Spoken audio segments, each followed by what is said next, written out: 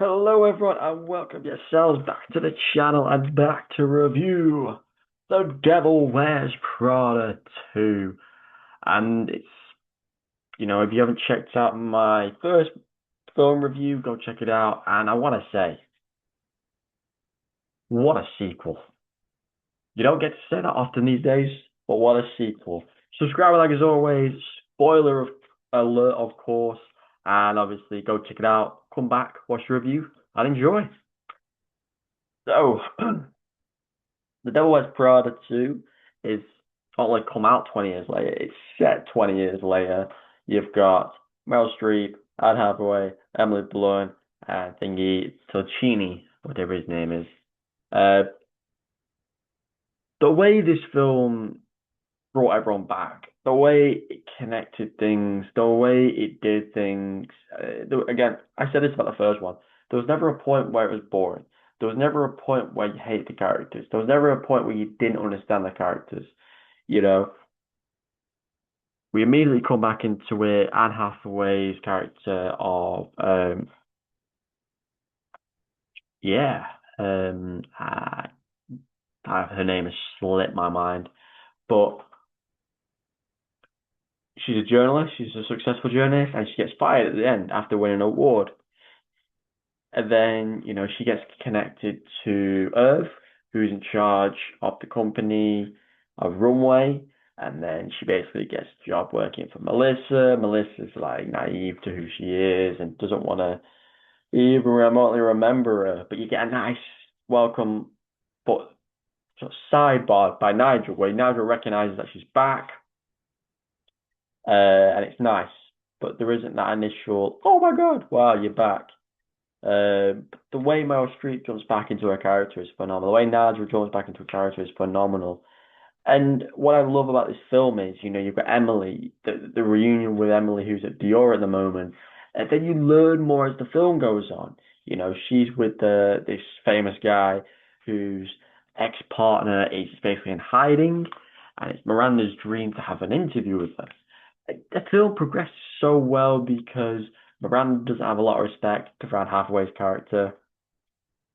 Um, Not respect, but she doesn't really pay attention to her enough. But then she lands the interview. She gets the interview with the woman, and then we also know her husband is dating Emily later in the film, who ends up wanting to buy Runway after Irv's death.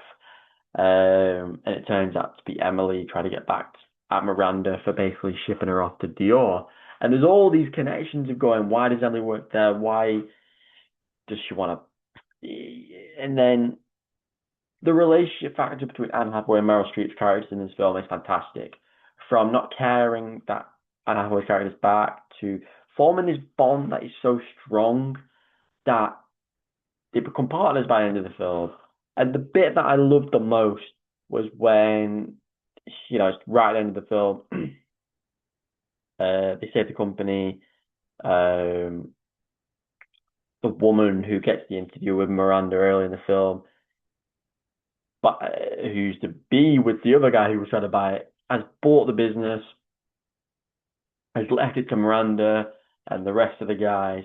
And you get this moment where it's with Anne Hathaway's character and Nigel, and Nigel is like, he doesn't like giving much praise. He just is realistic. She wanted the job, blah blah blah blah. Get on with it. You know how Miranda is. But then there's this moment when before they go into Nigel's office, and he goes, he's so proud of her and all this, and he's the one who recommended her at the start of the film. I thought it was such a beautiful moment because Anne's character almost sort of thought that it just came out of nowhere, but it was Nigel 20 years later who had paid attention to her and knowing full well she'd been fired, and immediately was like, "Cool, she's free, get her back." And it was this thing of, you're watching this 2 hour film, you're wondering, oh, it's just a random video of that Irv's son came across, and that's how she got the job.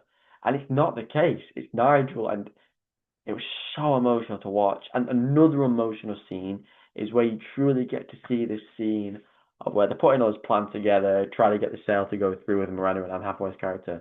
And get this thing of it's 20 years where Nigel has always done everything for Miranda and always stood by her, and you get this one-on-one scene with Miranda and Nigel, and again, it's so amazing. It's almost like watching a season finale, and a pieces finally come together, and you finally go, wow, Miranda has such good development and timing with her character, and the relationships are so strong that the moment she talks to Nigel, and Nigel's like, no, no, no, I did this for this and this reason only, and she's just like, no, I have taken the piss out of you, I have taken every opportunity away from you. This is your moment. I've got somewhere to be. You basically are leading runway for this in Milan, and it was fantastic. There was no, again, I said at the start, there was never a moment where I'm going, where's this going, or where's that? The connections from the first to the second film are brilliant. The four main characters are fantastic. The extra characters like Miranda's first assistant and second assistant, excellent. Even Anne Hathaway's character's assistant, she was so funny and so great. The business owners, the couple that are separate who have got their own different involvement in the film, fantastic. Irv's involvement, brilliant. It was a fantastically well crafted film with brilliant cinematography, casting, directing, writing, and more sequels need to take advantage of what The Devil Wears Prada 2 did and how they leapfrogged from the first one, made it a relevant story that wasn't anywhere similar to the first one, but it had Easter eggs and nostalgia factor that made you go, I can watch the two separate, but the two go well perfectly without going, it's the same film, but we've just done it 20 years later. So a remarkable film. It's 10 out of 10. I find it crazy that I was never going to watch this, and I would have felt like an idiot if I'd never watched Devil Wears Prada 2, because I think the pairing are two of the greatest pair. I think it's one of the greatest pairings of all time in movie that I've seen. Not that there's many pairings, but what I would say is they should never make a third one. There's no more story. There's no room to make more. You're just gonna push it. Meryl Streep is the standout for me, but the rest of the cast complement the story perfectly. So go and watch it. Subscribe like as always, and I do recommend watching it in cinema because it just captivates it where you need it. So, hope you all enjoyed the video. I'll see you in the next one. Goodbye.